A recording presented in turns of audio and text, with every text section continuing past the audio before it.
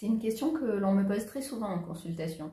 J'ai un proche, un ami ou mon enfant qui ne va pas bien. Est-ce que je peux lui conseiller de venir vous voir? Et je comprends tellement cette question. Parce que lorsqu'on voit quelqu'un que l'on aime souffrir, on a naturellement envie de l'aider, de le soulager. Mais la réponse n'est pas toujours celle que l'on imagine. En réalité, lorsqu'on donne un conseil non sollicité, même avec les meilleures intentions du monde, il est rarement bien reçu. Pourquoi? Parce que sans le vouloir, l'autre peut se sentir jugé.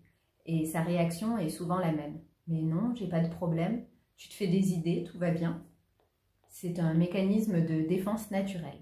Personne n'aime qu'on lui renvoie l'image qu'il ne va pas bien, et surtout lorsqu'il n'est pas encore prêt à le reconnaître.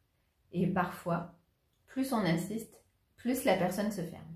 La meilleure façon d'aider un proche, ce n'est pas de le convaincre, c'est de montrer l'exemple. Quand votre enfant, votre conjoint ou un parent vous voit vous transformer, qu'il vous sent plus apaisé, plus joyeux, plus serein, il va ressentir cette énergie de changement. Et c'est souvent à ce moment-là qu'il se dit « Tiens, quelque chose a changé chez elle, chez lui. Qu'est-ce qu'il ou elle a fait ?» Et là, la porte s'ouvre naturellement, parce que vous n'avez rien imposé. Vous avez simplement inspiré. Évidemment, c'est très différent lorsque c'est le proche lui-même qui vient vers vous et qui vous demande « J'ai besoin d'aide, tu crois que je pourrais consulter quelqu'un ?» Alors là, oui, c'est le moment idéal pour partager votre expérience. Parler de ce que ce travail vous a apporté, de ce que vous avez ressenti en vous libérant. Mais toujours sans chercher à convaincre, car le véritable changement naît d'une décision intérieure. Et lorsqu'elle vient de lui, le processus peut alors commencer en profondeur. Et il y a quelque chose d'encore plus fort, quand il s'agit d'un enfant ou d'un parent.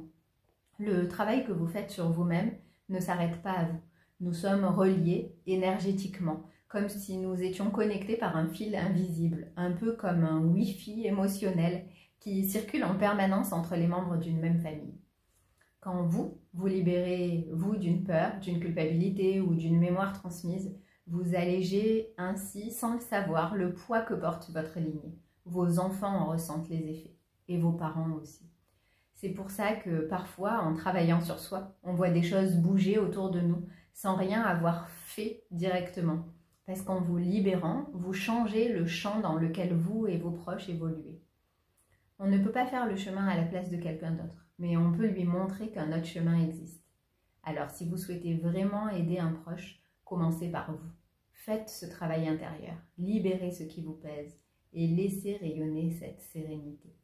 C'est souvent le plus beau cadeau que l'on puisse offrir à ceux que l'on aime. Parce qu'en réalité, on ne sauve pas les autres, on leur donne envie de se sauver eux-mêmes. Et parfois, on se guérit sans soi, on guérit aussi un peu ce qu'on aime. Et si cette idée du lien entre vous, vos enfants et vos parents résonne en vous, je vous invite à regarder ma vidéo sur la libération des mémoires transgénérationnelles. Vous y découvrirez comment certaines émotions, blessures ou croyances peuvent se transmettre de génération en génération et surtout comment les libérer pour alléger votre lignée et offrir un nouveau départ à ceux que vous aimez.